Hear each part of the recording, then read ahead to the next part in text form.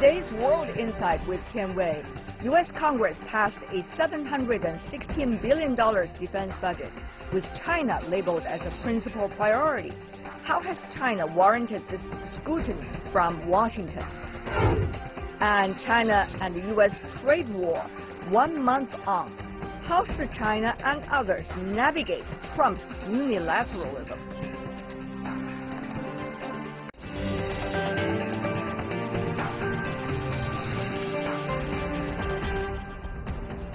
Hello and welcome to World Insight with me, Tian Wei. The program is coming to you live from Beijing on CGTN.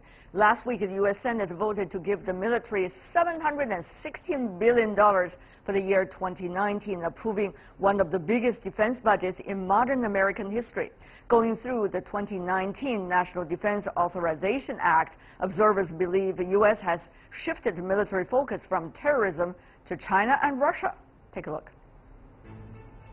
Despite concerns from economists and lawmakers about the rapidly rising federal deficit, the 2019 military budget, approved by an 85-10 vote, gives America's armed forces an $82 billion increase from 2017. In the 576-page National Defense Authorization Act, China appeared 25 times. All of the passages echo with the key point illustrated in the U.S. National Security Strategy, in which the Pentagon expresses competition with China and Russia is a primary concern. In the report, China's technological companies are specified as concerns of U.S. national security. Though it didn't ban sales of Huawei and ZTE's products to the general public, the NDAA bars the purchase or use by the federal government and its contractors. Elsewhere, the bill tightens the export of sensitive technology by issuing stricter guidelines for the Committee on Foreign Investment in the U.S. The bill also bans Pentagon from purchasing Chinese language instruction provided by the Confucius Institute. The legislation now goes to President Donald Trump, and at this pace, the defense bill could see passage ahead of the start of the next fiscal year on October the 1st. Many wonder how the U.S. defense strategy will affect future dealings between the White House and China.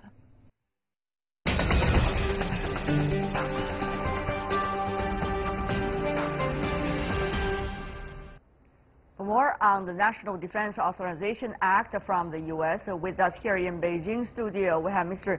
Zhang Zhenshou, Senior Captain, Vice President of the Naval Research Institute of China. Welcome, sir. Also joining us in Beijing studio, General Zhu Chenghu, Chinese military expert and previously with the Defense Affairs Institute. Welcome, Mr. General. And in Washington, D.C., we have Brendan Mulvaney, who is the director of the China Aerospace Studies Institute. And in Boston, in the U.S. too, we have Jim Walsh, senior associate at MIT Security Studies Program. We have a very strong panel. Thank you so much, gentlemen, for joining us. Let me begin by asking the two American guests with us. It seems this time both the legislative branch and the executive branch are pretty much look into each other's eyes and came up with this huge military budget. What exactly is behind this consensus? Mr. Walsh, briefly from you, sir. Well, I think it's mostly politics. The president ran on the notion claiming that the military had been, quote, decimated. I have my real doubts about that, but that was his claim in the election. So one of his campaign promises was to spend more on the military. Republicans, going back to before Ronald Reagan, have always made that a priority. You'll notice that the vote in the Senate was rather lopsided. There were plenty of Democrats who voted for it, too. Why? Symbolic politics, the idea of a strong military communicating to voters that you yourself are strong. And so I think it's all about politics. Well, Mr. Walsh argues it's all about politics. We see that the executive branch and the legislative branch not only seeing eye to eye, but also there's even an increase. Earlier, Mr. Mulvaney, you know very well, it's only more than $600 billion. But eventually, when it comes to number in the final document putting forward to the White House, it's more than $700 billion. Wow, quite an increase. What is that about?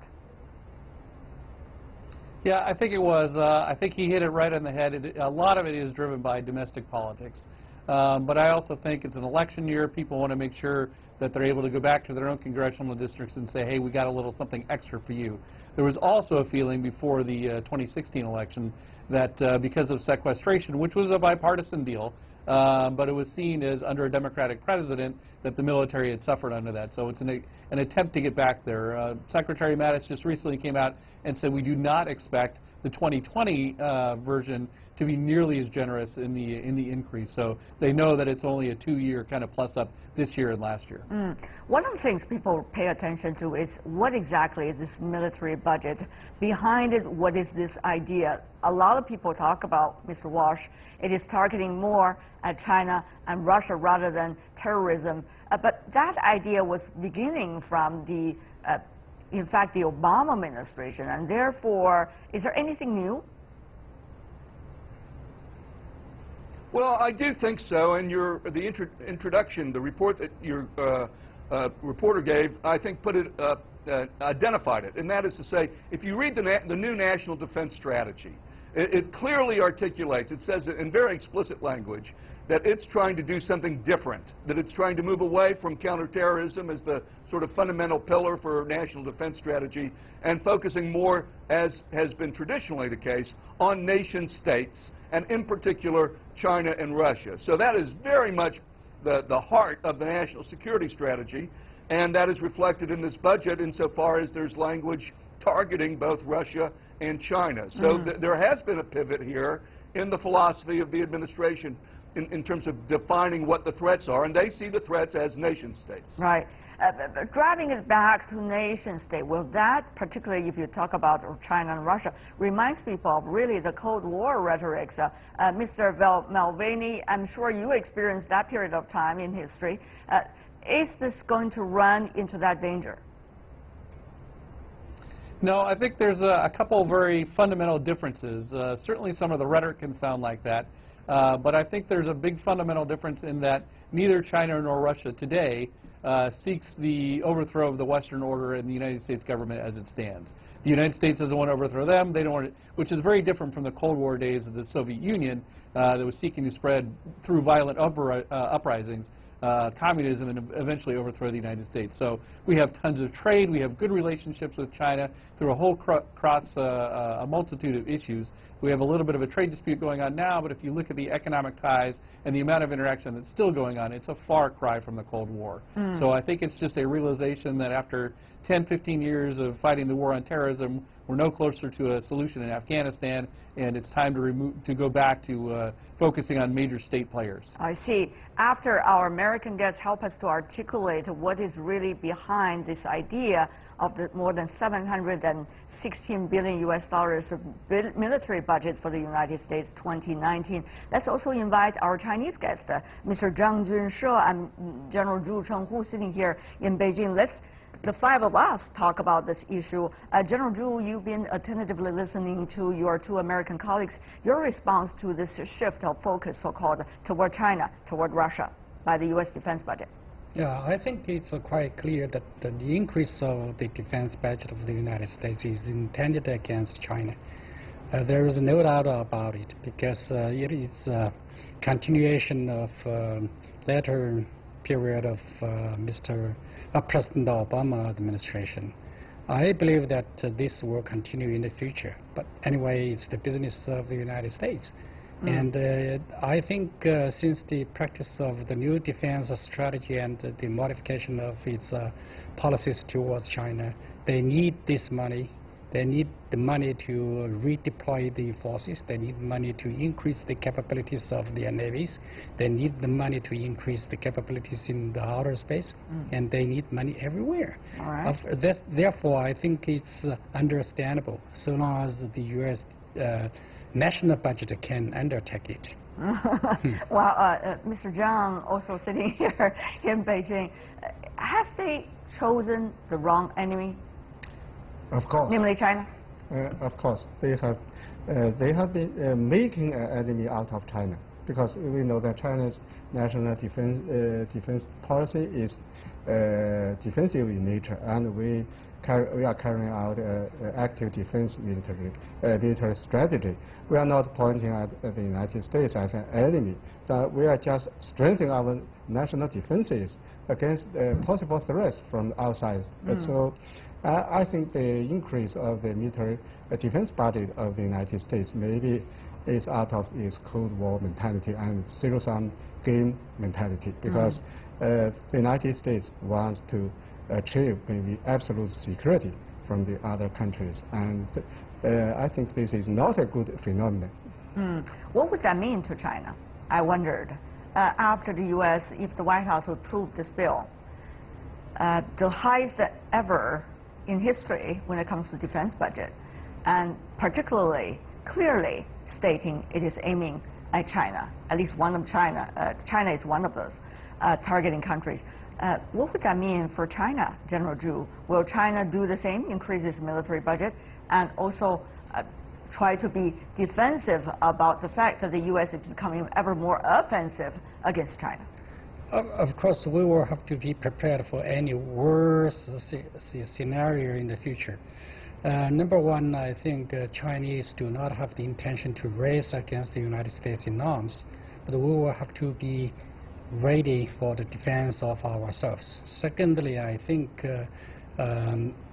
we do not have the capability or intention to drive the Americans out of this region, but the Americans may believe that we have this intention, but I don't think we have the capability and the intention to do that.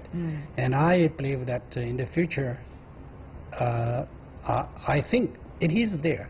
That's the arms race between the two sides, even though Chinese do not want to race against the United States, because we are forced to do that. I see. And if you look at the situation, the military or security situation in East Asia and Asia Pacific, you can see we will have to seek chicken and egg, which comes first. Which side provoked first provoked the races between us. So this is very important. So under such a situation, I think we Chinese will have to prepare ourselves for the worst scenario. Is it a danger, arms race?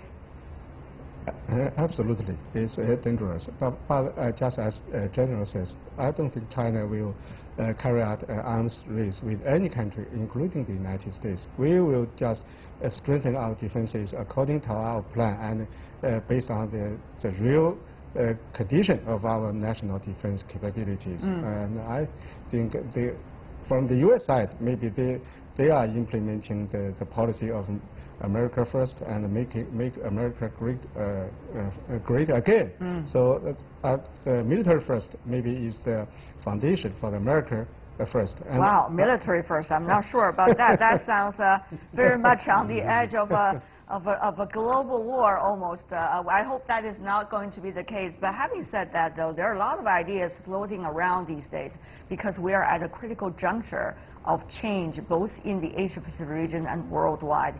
If you look at what the U.S. has been doing over the past year, for example, the U.S. strategy to confront China is often linked to the term Indo-Pacific Strategy. Last December, when Trump released his national security strategy, the report accused China of seeking to, quote, displace the United States in the Indo-Pacific region, expand the reach of its state-driven economic model, and reorder the region in its favor.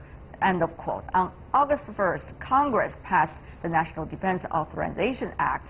The bill says, as we discussed earlier, long-term strategic competition with China is a principal priority for the United States.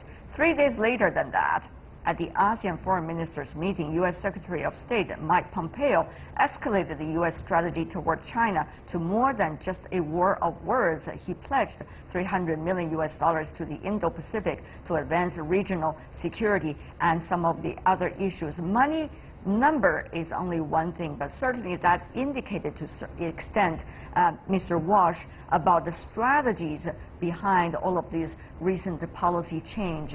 But the question is, where are these strategies driving us to?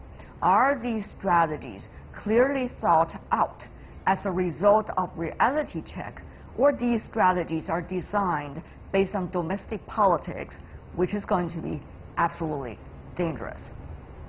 Mr. Walsh.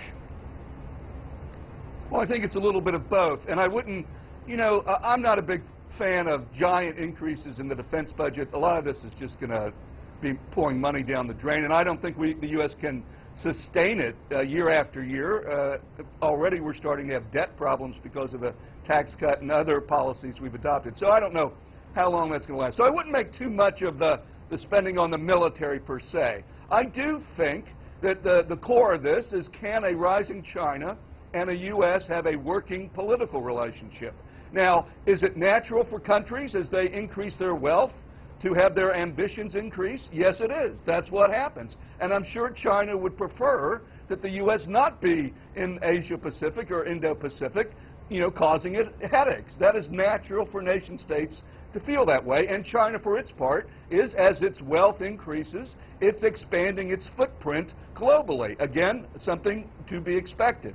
Now, the question is, how do we handle this? Do we handle it politically? Do we manage it?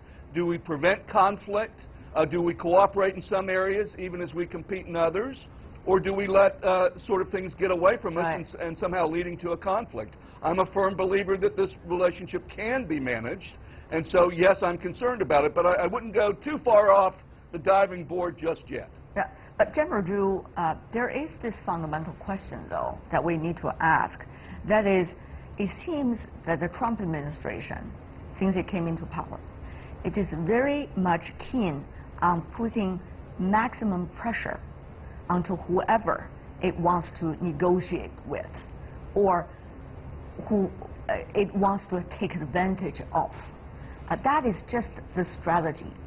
But that strategy has backfired if you see the trade issue. Of course, we're not seeing the end of it yet. We don't know what is the result of exercising that strategy.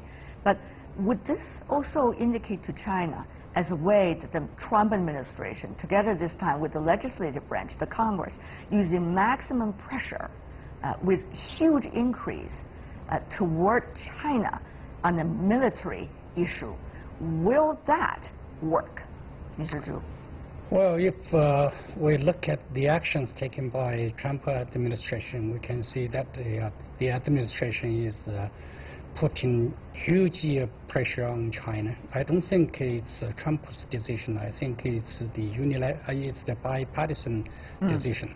So that shows that I don't think the trade warfare or trade friction will be limited only in the trade field. And it will be expanded to the financial and technological field as well as the military field. So with regard to the military field, I think there is competition here.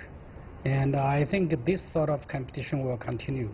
And maybe with the continuation of the competition between China and the United States, tension in this region may arise. For example, Korean Peninsula, across Taiwan, on South China, in South China Sea, etc.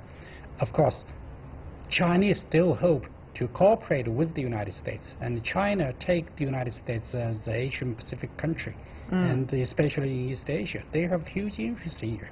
We are not against, we have no intention to drive the Americans out. And this is our reality, and this is what we are doing. We do not have this intention, no capability either. So that's the business of the United States with its partners and allies. So it's beyond our business. Of course, if the military actions of the United States are intended to interfere into the internal affairs of China to provoke or challenge the sovereignty and territorial integrity of China, that's a different story. I see. Mr. Mulvaney, I remember very clearly earlier you talk about the fact that this is not going to be a Cold War, so-called. But as your colleagues, both Chinese and American colleagues, have illustrated, what we have right now, even about trade, this has already backfired into many other areas. And you see maximum pressure when it's being used as a strategy. It could also become a symbol of what others could take as the U.S. want to spread the idea of Cold War to the other areas besides the trade. So that's just reality, what we are facing right now. No matter what Washington says, we're not doing Cold War, we are not interested in that, but this is what people read out of the actions. So, Mr. Mulvaney, I guess the biggest danger is not necessarily war, but all the process of building up to a war. So, how to contain risks, I think that is also an issue Washington needs to think very closely. When you think about the defense spending, when you think about your absolute strategy, whether in area of trade, military, or others. And Mr. Mulvaney, contain the risks. What is Washington thinking about this? Well, I'd like to emphasize one thing right off the bat is I know our friends in China think that this revolves completely around them, and certainly they play a bigger role than they had in our national defense thinking for recent times. But this is against Europe. We have issues on the table with Mexico, our neighbor, one of our closest and biggest trading partners. So this current administration has taken a tough line. That comes from, I believe, the president's personal background of being a hard negotiator. So I know China feels that it's only against them, but we're taking the same line with our European allies. We've seen problems with Turkey, and again, it's across the globe. So I want to make sure that we recognize that although there are some tough stances being taken against China, it's not solely against China. Yeah, but you know, Mr. Mulvaney, my question is exactly related to what you just said, that this strategy. It is not just toward China, it's also toward other countries. But it doesn't mean that if it's targeting at China and other countries, the United States does not exercise a Cold War mentality. That could also mean the United States expand its Cold War mentality from China, from Russia, to the other countries too. So my question is, when U.S. is exercising this mentality, is using this maximum pressure strategy, how the United States is containing risks. Not risks just with China, but risk with many other countries too. That's something Washington needs to legitimately think about when they try to take the actions. Mr. Mulvaney.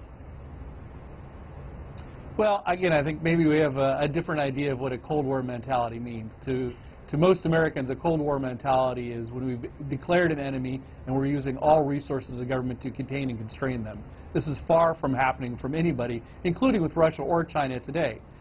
We have a lot of trade and economic relationships with them, which we didn't have with the Soviet Union. We have cultural ties, we have tourism, things like that. What we've done is we've taken a tougher stance because this is the president's approach to things in order to try to come up with a new way of approaching some problems that we faced or challenges that he was not happy with. Now, I agree, it's a new road, it's untested. People around the world are unsure what it means or what the outcome will be. I can't say for sure that it will be successful or unsuccessful. So there are some risks and some challenges posed with taking this new course. But I think the example of North Korea, we had some very, very tough rhetoric, far tougher than anything that we've expressed toward China. And then the president sat down with Mr. Kim and came to some sort of agreement, and we'll see how that pans out in the future. So is it tough? Yes. Are there some risks involved? Yes. But perhaps there's some rewards or solutions that would not have come about otherwise. I understand wholeheartedly why China is concerned about it, but we have to make sure we take it into a broad context. Right. Understanding what China is thinking about is one thing. Of course, the United States needs to be responsible for itself, but the question is whether the United States is doing exactly the actions responsible for itself. That is also a big question because we're pretty much in an interlinked world as we speak. Mr. Zhang, also coming to you, as our American friend dismissed the possibility of the so-called starting a Cold War against China. But the question really is, I insist on that question, is the Trump administration and the Russian apparatus trying to start a Cold War or some kind of a war with the rest of the world? Will that work from your perspective? Well, first I want to say that I agree with my American friends that the situation currently is very much different from the Cold War situation. Traditional Cold War. Yeah, traditional Cold War. So after 30 years since the end of the Cold War, we can see many Chinese see that actually the United States is making enemy out of China. The mindset of the decision makers of the United States are full of Cold War mentality because they have actually regarded or taken China as one of the main national security threats. They have changed from the terrorism to the nation states. And China is the first priority target of the United States. And they have taken very harsh actions militarily, economically, financially toward China. So this makes many Chinese think that the United States actually is waging a Cold War. All right. Actually, what Brandon mentioned could be changed in a short period of time, even in a matter of week time, night time. What do you mean? I mean, the things we are facing are not the manifestation of Cold War, but all these sort of things could be changed. Sometimes, just with some small twist of politics, things could really get us to some place that nobody wants to go at this moment. Such as tourism, etc. We'll see how things will go from here. Thank you so much, gentlemen, for being with us. I really learned a lot from the four of you. Zhang Junshe, Zhu Chenghu, Brandon Mulvaney, and Jim Walsh. Thank you. Really appreciate it. You're watching World Insight with me, Tian Wei. Still to come on our program. China plans to impose an additional $60 billion worth of tariffs on the United States in response to the U.S. earlier actions and announcements. How should China and others navigate Trump's unilateralism?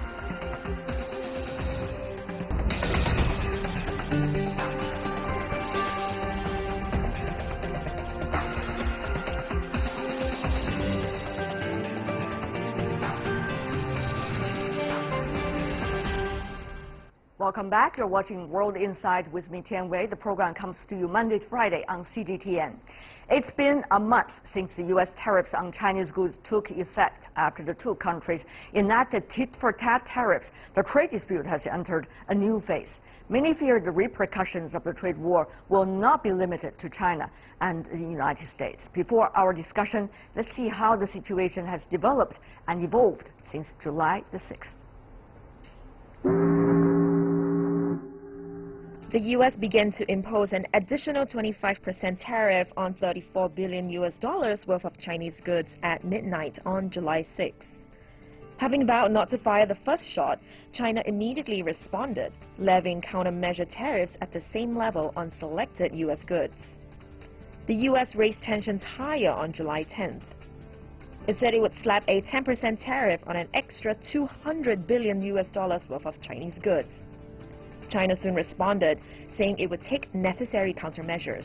The new U.S. tariffs are typical trade bullying, and China will fight back to safeguard its legitimate rights and interests. This is a fight between unilateralism and multilateralism, a fight between protectionism and free trade, a fight between power and rules. The U.S. began a two-day public hearing on July 24th to finalize a list of Chinese products worth $16 billion that would be subject to a 25% additional tariff. Only 6 out of 82 industry representatives who testified during the hearing agreed with the newly proposed tariffs. In hundreds of comments sent by business associations to the government, more than 90% voiced opposition. However, the U.S. continued to intensify its moves. It announced on August 1st that it would increase the proposed additional duty on $200 billion of Chinese goods from 10 to 25%. In response, China on August 3rd announced a plan to impose additional tariffs on U.S. goods worth $60 billion. That plan covers more than 5,000 U.S. products, with levies ranging from 5 to 25%. China says its new countermeasures are rational and restrained.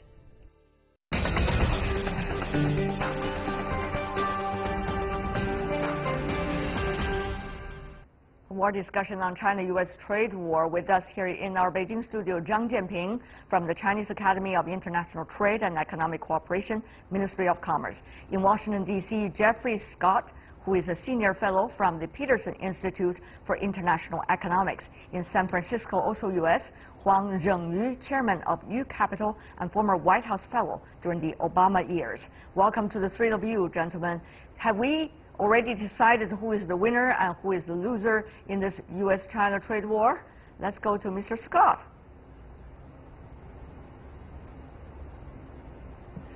Well, there never is a winner in a trade war. When you impose duties on your trade, you hurt your consumers as well as your exporters, as well as your opponents. So it's a lose-lose, and the sooner we stop shooting at each other and sitting down at the table to talk, the better both countries will be. Are we still shooting at each other, Mr. Huang? How long has that battle continued?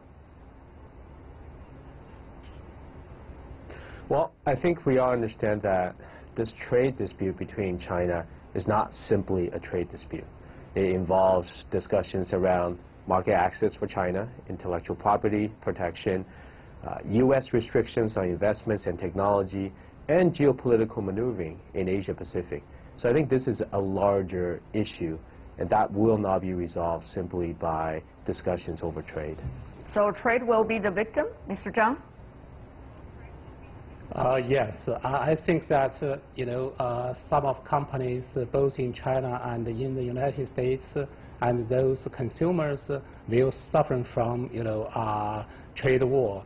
For example, actually for soybean farmers in the United States, even if Trump administration promised to provide subsidies for those farmers, but it's reported that right. For per acre soybean, actually due to the price declining rapidly in short term and the loss about $100, but the subsidy can cover $14. Right. So for those farmers, they said that we prefer to have a normal market instead of a subsidy. Right, gentlemen, as we speak, there's very mixed messages coming from different sides. Some suggesting, well, maybe already behind the scene negotiation could have some hope. Others say there's absolutely nothing like a negotiation or even consensus for negotiation behind the scenes. The question really is, how long will trade suffer as a victim? Well, as you said, Mr. Huang, the actual decision here between China and the United States is much more than just trade.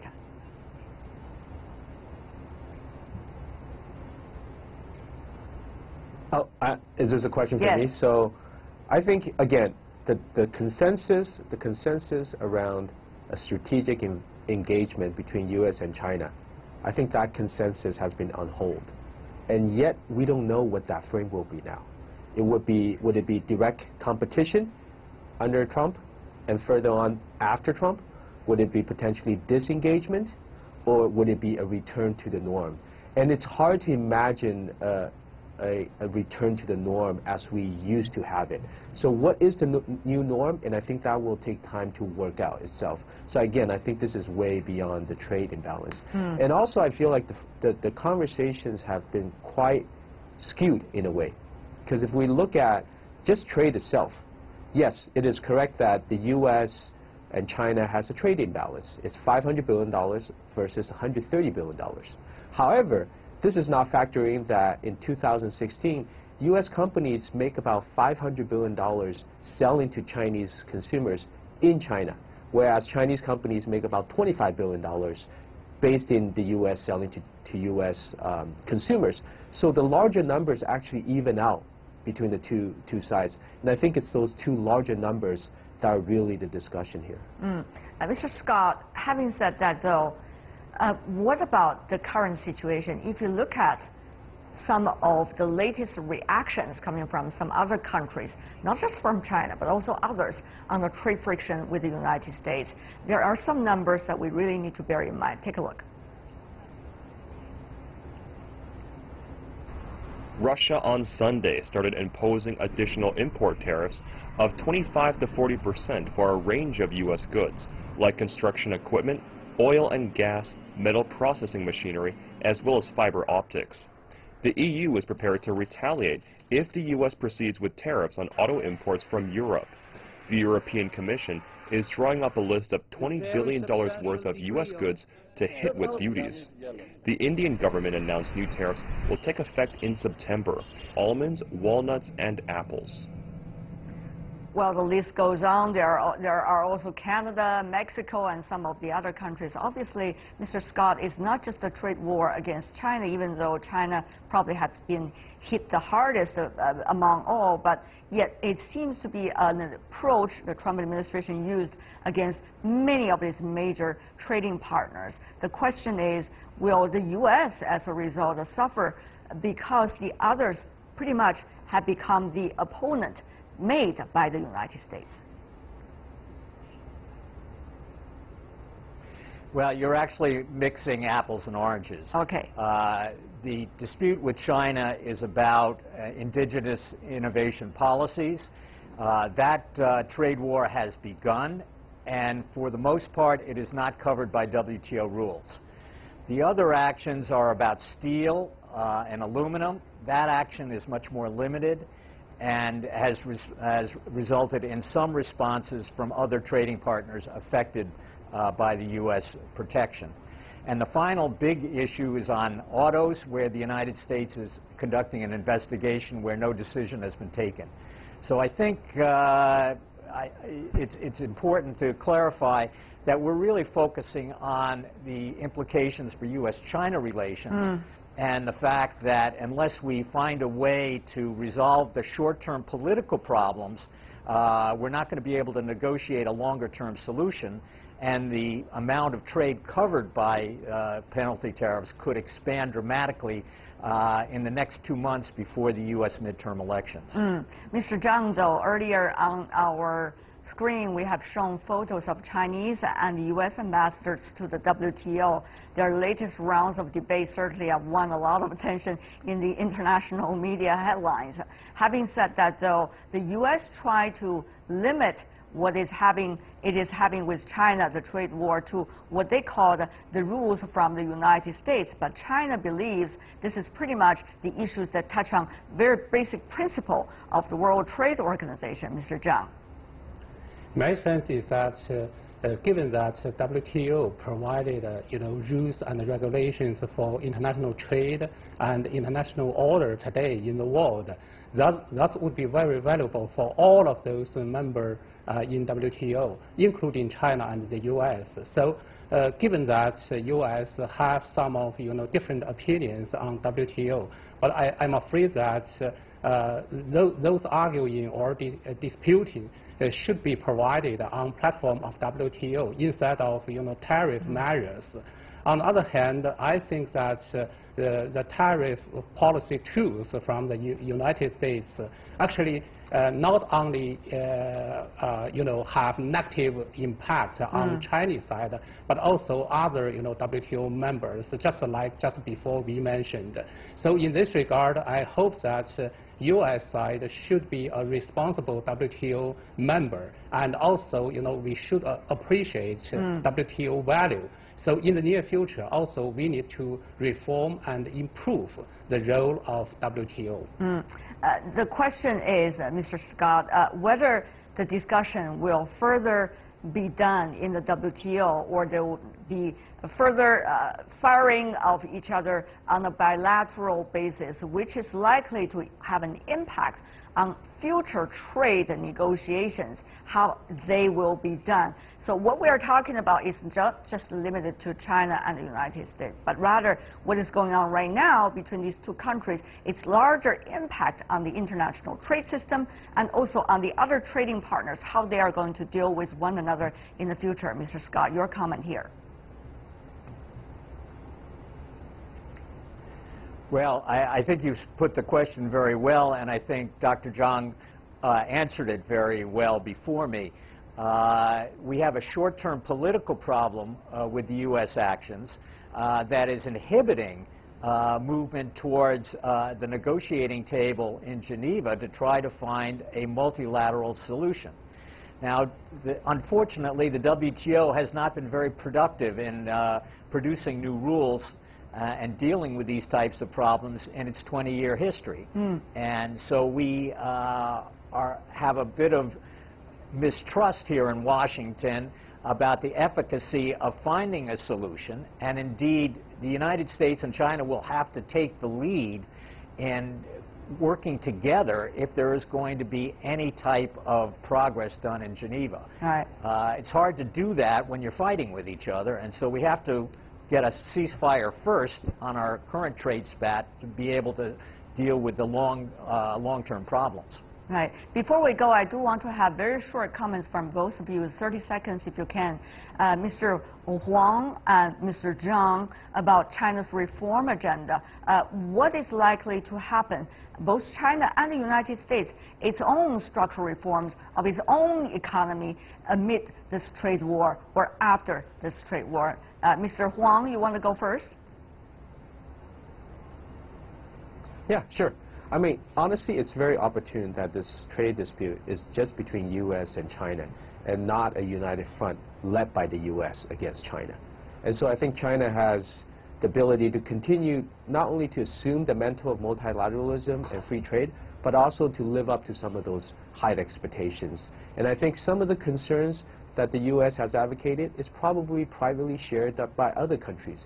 But I think if China actually delivers on some of the promises of continued reform and opening up, it will actually address many of those concerns and further really strengthen this multinational, multilateral agreement and approach. I see. Mr. Zhang from Beijing, once again, structural reforms in China and the United States, both of them, not just one economy, but are you seeing signs, Mr. Zhang? I think that economic restructuring will take a long time. You cannot solve problems, in short term because structure relying on, long-term, formulation process. Also, I like to say China is the biggest developing economies. Now we are accelerating new round of reform and opening up, especially free trade zones will be duplicated in more provinces. Also, China will aiming for, a free trade agreement network to cover, more and more countries.